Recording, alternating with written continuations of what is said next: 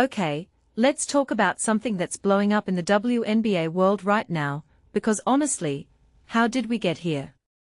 Imagine this. A player commits a dangerous foul, gets ejected, and instead of owning it, she immediately tweets about white privilege. Then, the media basically says, "Hey, that's just her aggressive style." Wait, what? That's the hook. That's the moment where you lean in and go, is this for real? Because it's not just about basketball anymore. It's about race, accountability, and why the media seems to have a double standard when it comes to calling out players. Let's unpack this. /n/n. So here's what happened. DiJonai Carrington absolutely clobbered Sophie Cunningham above the neck during a fast break. The ref saw it as a flagrant 2, rightly so, and kicked her out. But instead of taking responsibility, Carrington goes to her locker room, hops on Threads, and posts a racial accusation. Let me pause here. Personally, I think this is where the story pivots. Because in one move, she turned a clear-cut foul into a debate about race. And that's not just deflection, it's weaponizing identity to avoid scrutiny. But here's the twist, the WNBA media didn't push back. They circled the wagons. ESPN's Andraya called it just her aggressive style. Wait, aggressive style? That's the phrase we use when someone's a hustle player, not when they are endangering others. What this really suggests is that intent is being conflated with impact. And that's dangerous. /n/n. Now, let's talk about Sophie Cunningham for a second. She's not just some random target.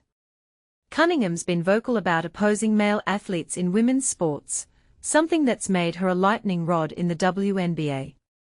And I'm not saying that to dunk on her, I'm saying it because context matters. From my perspective, there's a pattern here where players who challenge the league's progressive narrative seem to face, let's call it aggressive defense from opponents and media alike. And when Cunningham gets hit, the response isn't just about player safety, it's about optics.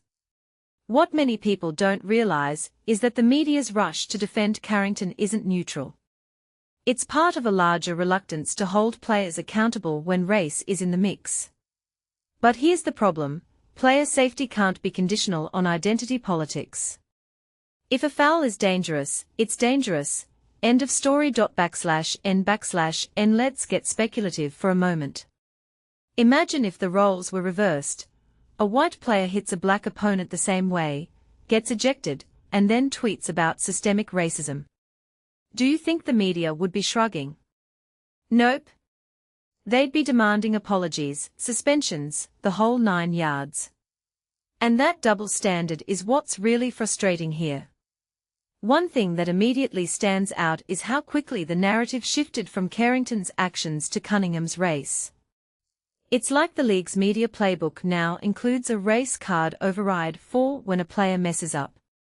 But this isn't just about one incident. It's about a trend where accountability gets watered down the second identity politics enter the chat. /n/n.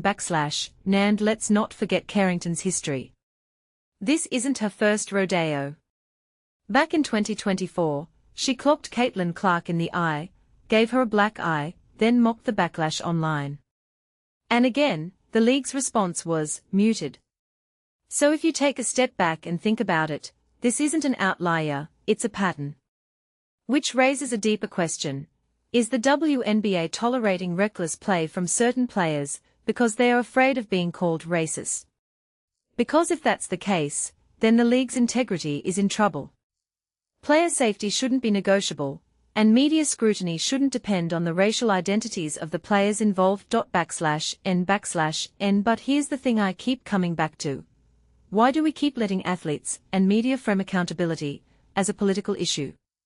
At the end of the day, Cunningham was right. This league needs to protect its stars from dirty plays. But if the response to criticism is always going to be white privilege or systemic racism, then how do we have an honest conversation about sportsmanship? Personally, I think the WNBA's biggest threat isn't Caitlin Clark or Sophie Cunningham, it's the creeping culture where accountability is optional if you're the right kind of victim. And until that changes, don't expect these controversies to go away. They'll just keep snowballing, right into the next headline.